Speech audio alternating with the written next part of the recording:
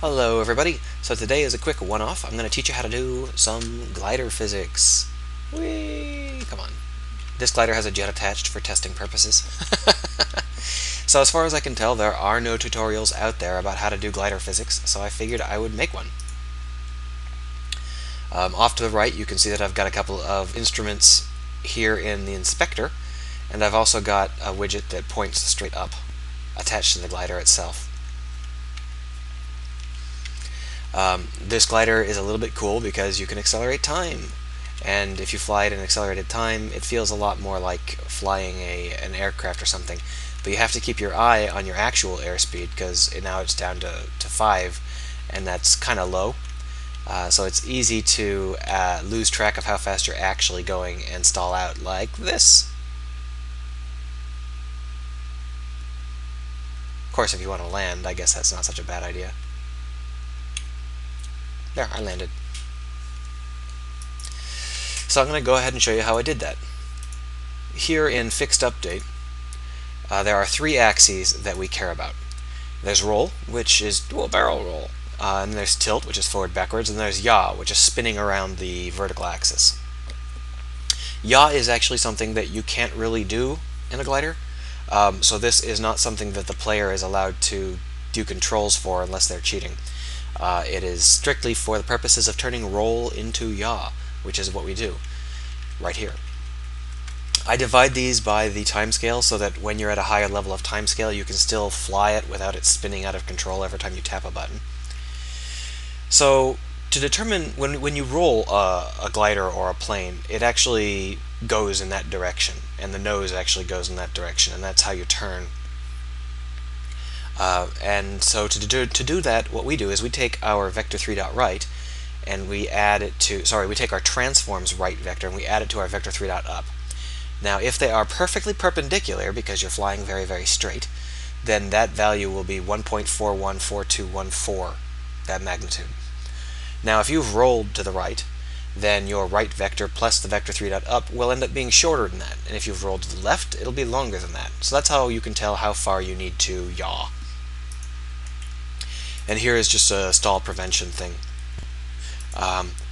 So I tip my nose down if you stall out. And then we just rotate. Now you may notice here that in yaw I'm rotating by vector3.up instead of transform.up. And the reason for that is because the air which pushes us to yaw like that is more realistically, vector3.up treats it more realistically. Now in honesty, it would probably be something like it would probably be something like transform.up and a small amount of transform.forward or something like that. I haven't really polished it very much yet, but you're welcome to go ahead and practice how you'd like. Polish it however you'd like. Then here's the jet. Here's the gravity. Gravity gets added as a velocity, not a force.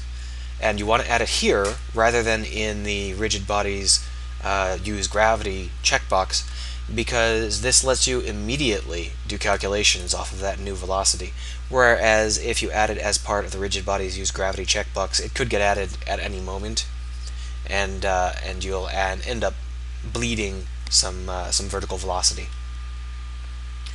So to determine how much of your velocity is vertical velocity, we have to use this cool vector3.exclude trick.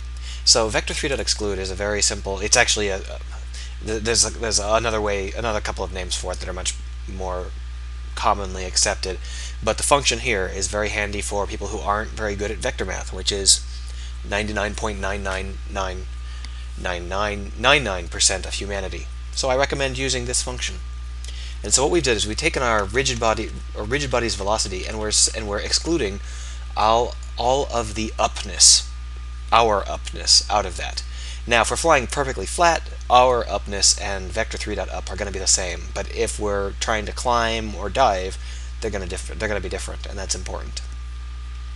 This leaves us with just the part of our rigid body that is to the right and forward. Now we actually want to get rid of the parts of our rigid body velocity that are to the right and forward. So what we actually end up doing is we take our rigid body velocity and we subtract out all the pieces that are to the right and forward.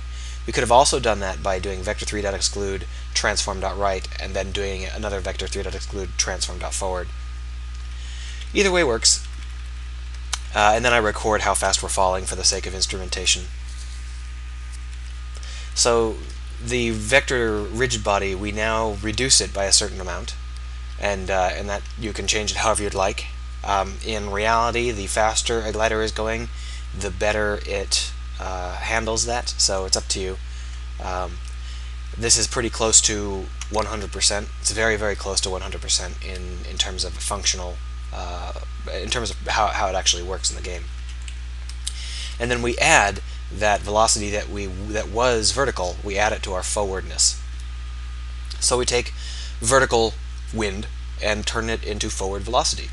Easy enough. Now you have to be careful when you're doing this, because you can accidentally create an infinite energy machine.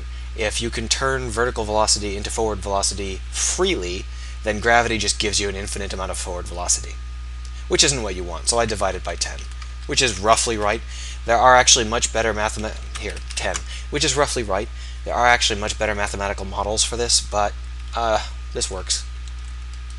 Then we do drag. Drag is intended to keep you from going very, very fast, but it's not supposed to affect you much at low speeds. So that's why we actually multiply it by the magnitude of the drag. That way when you're going faster, it's more impressive, and when you're going slower, it's less impressive. And we use the same exclude trick that we did before. We do the same thing with the side drag. Now, because gliders aren't meant to fly sideways, the side drag is much more aggressive than the forward drag. We do not divide it by 1,000. So if you end up sliding sideways in midair, you're going to end up losing a lot of that velocity, which is true. We don't do an up drag, because that's what this thing is. This is our up drag, so we don't need to do it. Then we record some more instrumentation. And that's all there is to it. So I hope this was of use to you. And we're going to go ahead and take one more quick trip around with our glider in a high level of speed. Woo!